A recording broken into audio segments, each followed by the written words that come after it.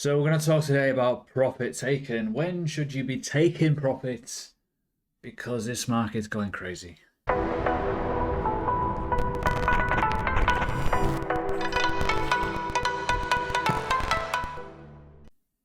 everyone, welcome to the channel, the video. I hope you're good. Make sure you have subscribed, hit the bell button and leave a like. Now, this is kind of an obvious one because the market's going turbo. Also, a lot of people are messaging me, when should you? And I thought, well, I might as well do another video on it.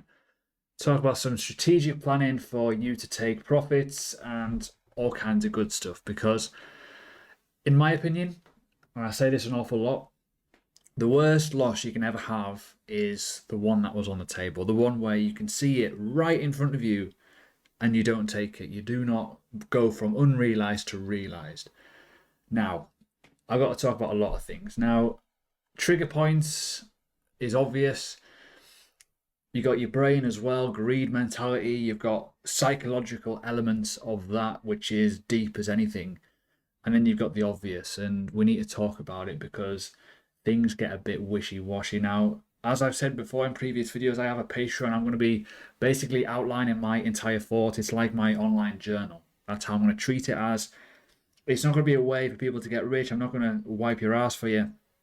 But I am going to give you my perspective. If it works out, it works out. If it doesn't, it doesn't. That is the game we're playing. It's extra content.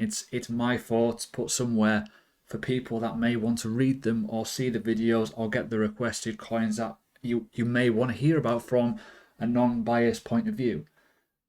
In the next few days, I'll be doing probably a longish post regarding the psychological elements of greed and some experiences in the past, so make sure you do check that out if you are on there. But the first thing we need to talk about is people. It sounds really weird.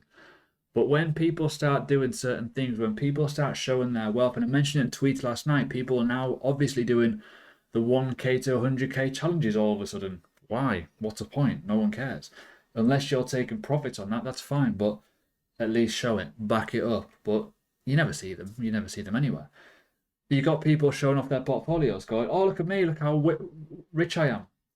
This morning on Learning Crypto, I showed people how much profit I'm currently on at the moment on Hero from a pre-sale. Wasn't expecting to do it, but I was showing it in terms of reflection to state that this is possible if you find the right coin and you get lucky. It's just one of those things. It happens. Do not get bogged into the greed mentality, what people are trying to get your money for to give you something shit, which is what you don't want, right? First thing, and I know I'm digging him out a little bit. This was on my Telegram this morning, and this is the kind of thing what you got to be careful of. Now, if you're a new investor, do not fall for this. Do not fall for the 100x, 100x, 100x, because the chances of that happening are probably slim. Yes, it happens. We see it all the time, but we've got, what, 12, 13,000 different coins. If you've got to base your channel on that, it's a problem, which is why you need to be educated, why you need to learn the correct strategic planning of entry and exit, which is what I tend to give you, especially from a non-biased point of view, so you can put it on any coin, no matter what. Alt season, it's an alt month, but it's not really an alt season yet because Bitcoin is still quite strong versus the altcoin market, i.e. the dominance hasn't totally flawed itself yet. Yet. However, I did a video not too long ago regarding this, saying the way to do it is the opposite way around. You don't buy an alt season, you buy a Bitcoin season, and you take profit in altcoin season. So we're still right about here. This is where you should be loading up, which is where I was, roughly around this point here. My RSR buys, my Polkadot buys, my Federal Reserve buys, all this kind of, I've even participated in the Hero pre-sale at that point too. It all helps. And then you get the gains. And when people tend to buy in, is when the crowd come in around here.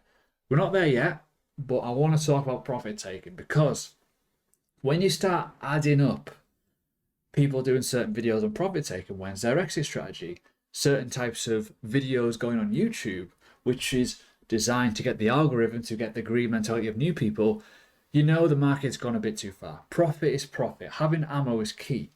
And I often say that, even though I get criticized for taking profit, which fucking baffles me, I'm then able to utilize that, change my life. I can do that very instant. I could literally do that and my life has changed and go from unrealized profit to profit.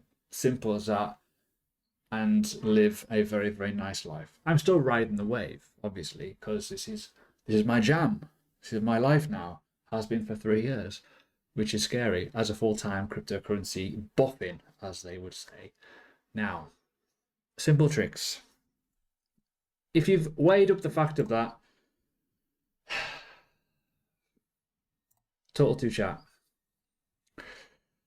hasn't quite gone as low as I expected it to, which is good. That's a good thing, right? You don't really want it to go that low. This is all analysis.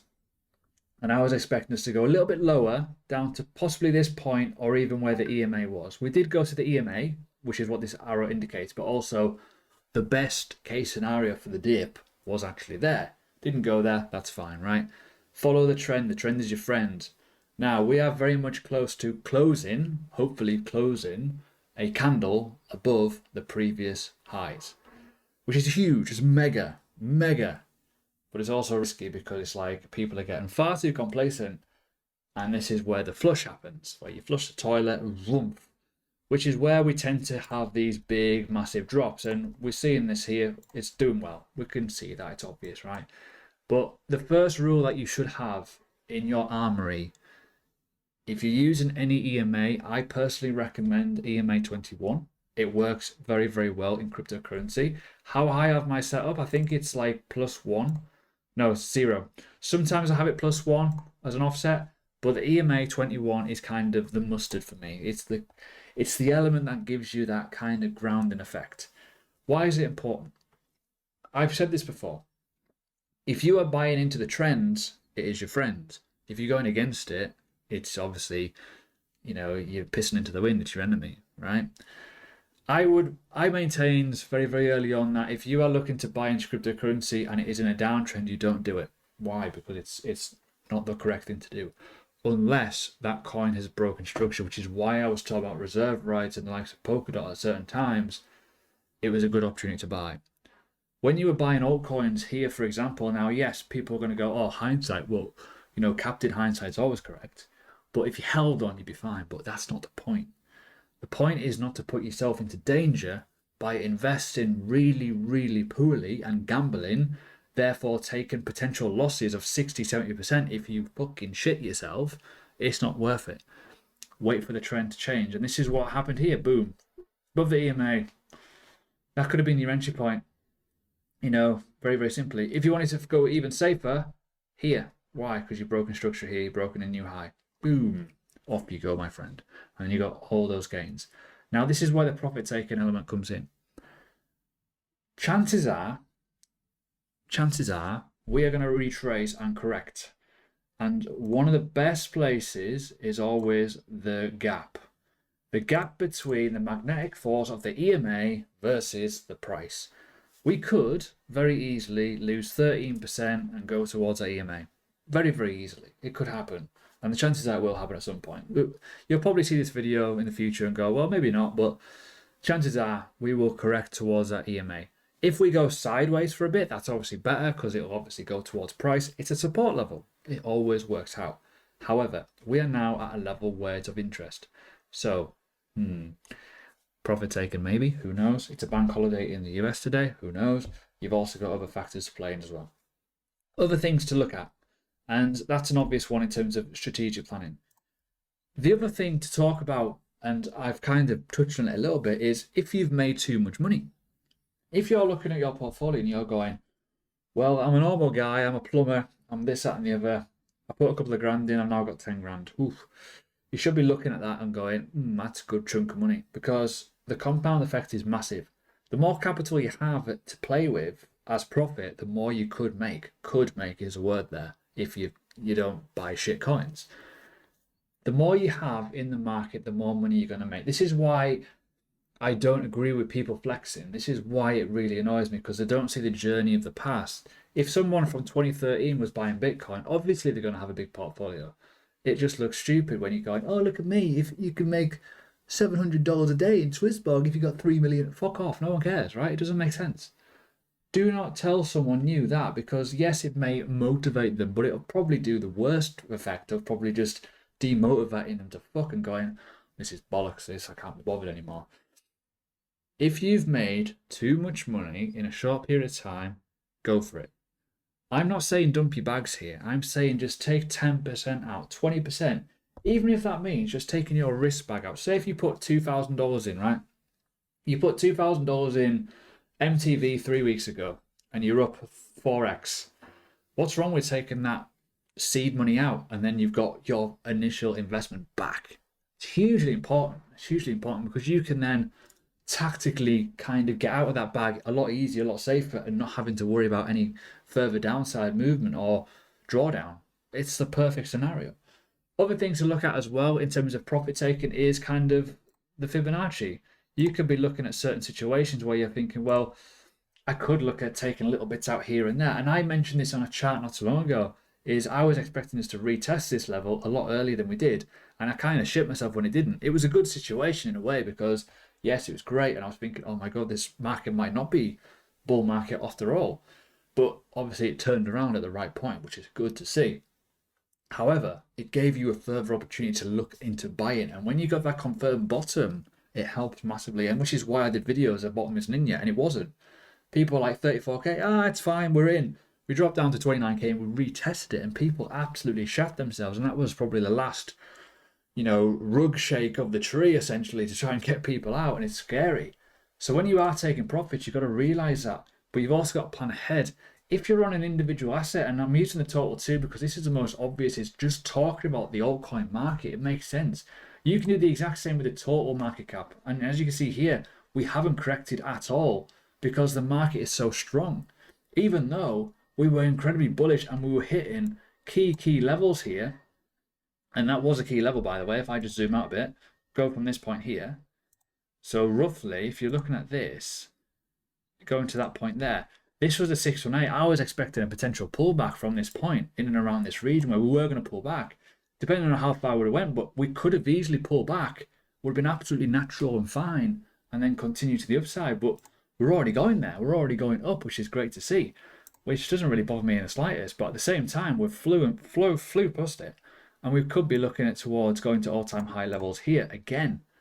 The direction of travel is simple, but we've got to be careful of the gap between the EMA. The EMA 21 gap, because that is a one where you look through historic kind of elements and look at it. Boom, bang, boom, bang, boom, bang. Every time. It's like a magnet. So that is one to take note of. But as I say, the likes of the Fibonacci, EMA crossovers, all of this on the overall utility token, metrics of everything, which is a total 2, the total market cap, and obviously total 3, which is also a new one. If I just put this on here, I've never actually used this before. There's another one called total 3, and this is where you actually remove the fact of BTC and Ethereum, and this is just the altcoin market, and the altcoin market removing those is 927 billion, and we're almost at we're at all-time highs. So if you've been in this market for the last 6, 7, 8, 10, 12 weeks, or if you've been in the market for years and you are making life-changing wealth of money and you're not looking at this level thinking, I should scrape a little bit off it, go for it. There's nothing wrong, even if it's 5, 10%, as I say.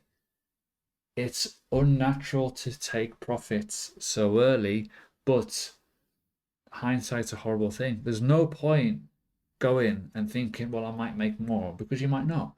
There's no point going, well, I'll take profit tomorrow, but what if it dumps? There's all kinds of situations. If it's there on the table and there for the grabbing, always look at just enjoying life. I mean, we've had a shit 2 years, let's be honest. We should be looking to profit.